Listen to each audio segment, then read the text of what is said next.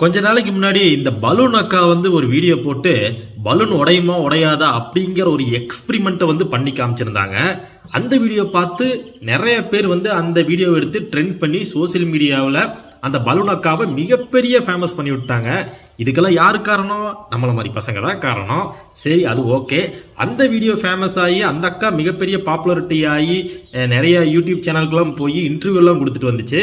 இப்போ ரீசெண்டாக அந்த பலூன் அக்கா அவங்க அவங்களோட இன்ஸ்டாகிராம் பேஜ்லேயோ யூடியூப்லேயோ ஒரு வீடியோ போட்டு கதறன்னு கதறி இருக்காங்க.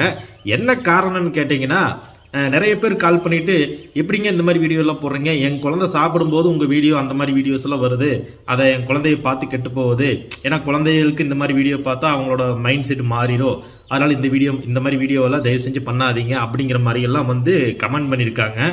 கூப்பிட்டு கழுவி ஊற்றிருக்கிறாங்க. இதுக்கு அந்த அக்கா என்ன பதில் சொல்லுதுன்னா, உன் குழந்தை சாப்பிட்றதுக்கு வேண்டியெல்லாம் நான் அந்த மாதிரி வீடியோ போடாமலே இருக்க முடியாது. நான் ஒரு கண்டென்ட் கிரியேட்டரு, நான் என்ன வீடியோ போடுறேங்கிறத நான் தான் முடிவு பண்ணணும். நீ உன் குழந்தை என்ன வீடியோ பார்க்குது, உன் குழந்தை எந்த மாதிரி வீடியோஸ் பார்த்துட்டு இருக்காங்கன்னு நீ தான் கண்ட்ரோல் பண்ணணும். என்னை இந்த மாதிரி வீடியோ போடாதேன்னு சொல்லி என்னை ஸ்டாப் பண்ணாத. நான் எனக்குன்னு ஒரு ஃப்ரீடம் இருக்குது, அந்த ஃப்ரீடமில் தான் நான் வீடியோ போடுறேன் அப்படிங்கிற மாதிரி ஒரு கேடுகட்டத்தனமான ஒரு மட்டமான ஒரு வீடியோ போஸ்ட் பண்ணியிருக்குது. இவங்க கண்டென்ட் கிரியேட்டராக, இவங்க என்ன வீடியோ வேணால் போடுவாங்களாம். அது குழந்தையை பார்த்தாலோ இல்லை வேறு யார் பார்த்தாலும் பார்த்து சொசைட்டி கெட்டு போனால் பரவாயில்ல அப்படிங்கிற ரேஞ்சுக்கு தான் பேசியிருக்குது. ஆனால் ஒரு விஷயத்தை யோசித்து பார்த்தா, இந்த பொண்ணு போடுற விட்டு வீடியோ எல்லாமே பார்த்தீங்கன்னா அண்டர் 18 கீழே ஸ்டாப் ஆகிறது கிடையாது.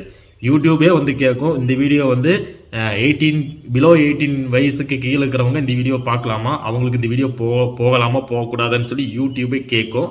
ஆனால் அதை கூட அந்த அம்மா அந்த ஆப்ஷன் கூட கிளிக் பண்ணாமல் எல்லாருக்கும் போட்டு எல்லாரும் பார்த்து எக்கட கெட்டு போட்டுங்கிற மாதிரி அந்த வீடியோவில் எந்த ஒரு ப்ரைவசி செட்டிங்கும் எனேபிள் பண்ணுறது கிடையாது. டைரெக்டாக பப்ளிக்கில் அப்லோட் பண்ணி விட்டுறது. அப்புறம் குழந்தைகள்ந்து பெரியவங்க வயசானவங்க வரை எல்லாரும் தான் பார்ப்பாங்க. இதே நம்ம ஊரில் இந்த மாதிரி ஒரு பொண்ணு ஒரு வீடியோ போட்டு கொஞ்சம் ஃபேமஸ் ஆயிருந்ததுன்னா வீட்டில் தொடப்பக்கட்டை எடுத்து சிறப்பு கழட்டி அடி நடிச்சு என்னடி வீடியோ போட்டுக்கிற ஒழுக்கு மரியாதை வீட்டோட கடை ஒன்றுமே செல் எடுத்துன்னா கையை உடச்சி போடுவேன்னு சொல்லியிருப்பாங்க.